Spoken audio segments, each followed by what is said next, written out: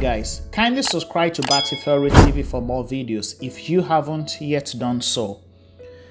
The Department of State Service DSS on Wednesday said Revolutionary Crusader Omoyele Sowore was still in their custody because the appropriate person to take him were yet to turn up.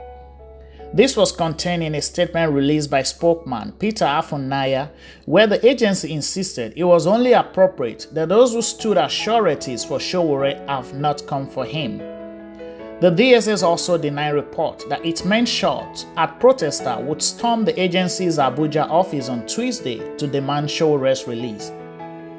According to Afunaya, operatives maintained professionalism and upheld global security practice in spite of unwarranted provocations. He claimed that DSS operatives only defend the facility when alleged unruly attempts were made by some persons to forcefully break into the place and release Sowore.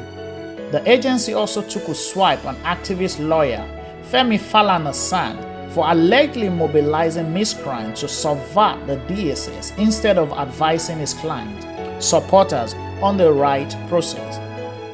Afunaya said, despite serious and unwarranted provocations, the service as a professional and responsible organization did not shoot at the so-called protester. He said it could not have done so.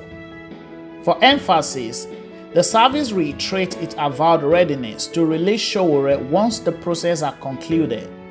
It maintained that appropriate persons have still not turned up to take delivery of Sowore, while all those that have so far shown up are not directly concerned with the matter and therefore unqualified. Many others have either chosen to grandstand or politicize it to achieve hidden interest.